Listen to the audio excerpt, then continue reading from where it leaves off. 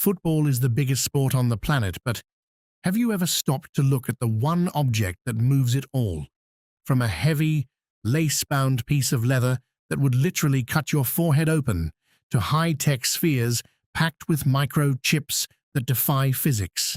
Today, we're traveling through time to uncover the history, the secrets, and the controversies behind every single World Cup ball from 1930 to 2026. Get ready, because this evolution is absolutely wild. In the very first World Cup, there wasn't even an official match ball. For the final, Argentina and Uruguay both demanded to use their own ball. The solution? The first half was played with the Argentine Tiento, and Argentina took a 2-1 lead. The second half was played with the Uruguayan T model, which was heavier, and Uruguay made a roaring comeback to win 4-2. The ball actually mattered. For Italy 34, the Federale 102 arrived, replacing leather laces with cotton ones. Thank goodness for that.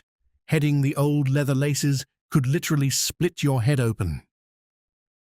In France 38, the Allen ball took the stage, very similar in design, but it was the first to feature the manufacturer's brand engraved on it.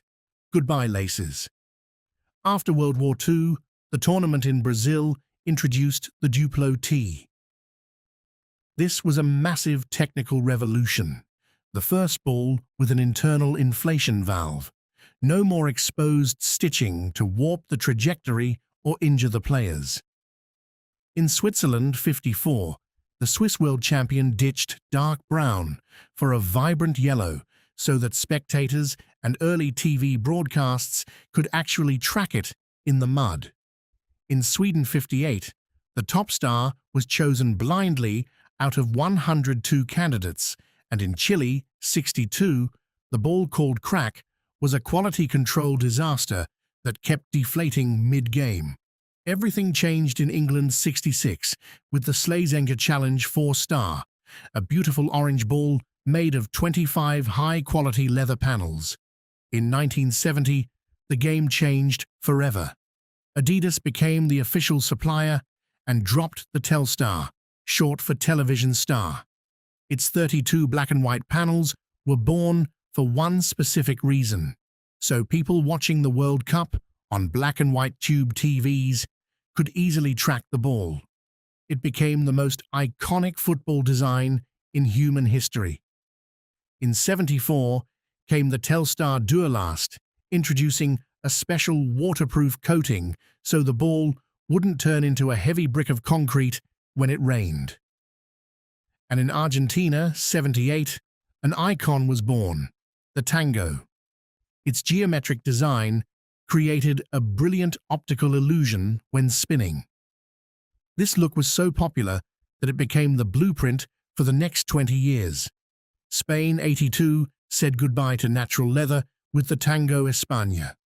For Mexico 86, the Azteca made history as the first 100% synthetic match ball, drastically reducing water absorption and paying homage to the local culture. Then came the Etrusco Unico in Italy 90 and the Questra in USA 94, which incorporated a high-tech foam layer to make it incredibly fast and soft to the touch. France 98 shattered the monochromatic tradition. The tricolor was the first multicolored ball in World Cup history, proudly sporting the colors of the French flag. Enter the new millennium. The Fever Nova in 2002 completely broke away from the traditional tango pattern, featuring a bold design inspired by Asian culture. In Germany 2006, the Plus Teamgeist revolutionized manufacturing by completely eliminating traditional stitching. Its 14 panels were thermally bonded, creating an almost perfectly smooth surface. And then, South Africa 2010 happened, bringing us the infamous Jabulani. Designed with only 8 panels to be the most perfect sphere ever engineered, it turned out to be a complete catastrophe. Due to its unique aerodynamics, The ball knuckled and changed trajectory chaotically in mid-air. Legendary keepers like Iker Casillas and Gianluigi Buffon called it a supermarket ball and an absolute disaster. It was pure psychological terror for goalkeepers. To calm the storm, Brazil 2014 introduced the Brazuca, featuring 6 identical panels that gave it perfect aerodynamic stability. In Russia 2018, Adidas brought back the nostalgia with the Telstar 18, but gave it a futuristic twist. It included an integrated NFC chip, so fans could interact with the ball using their smartphones. Qatar 2022's Al Rila was engineered to be the fastest flying ball in tournament history.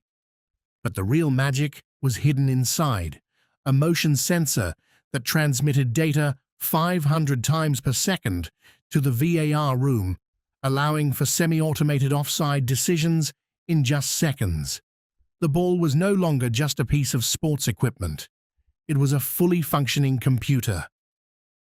For the 2026 World Cup, Adidas introduced the Trionder. Its name and design capture the energy of 3 host nations, united by the waves of football. Featuring cutting-edge sustainability, water-based inks, and an evolved internal sensor for ultra-precise refereeing decisions, it represents the absolute pinnacle of sports engineering. Almost 100 years of history, from a heavy, hand-stitched lump of leather to an ultra-fast sphere connected to satellites and computers. The ball changes, but the magic of screaming goal remains exactly the same. Which of these iconic World Cup balls is your absolute favorite? Are you a fan of the classics like the Tango, or do you prefer the cutting-edge tech of the Al Rila and the new Trionder? Let me know in the comments below.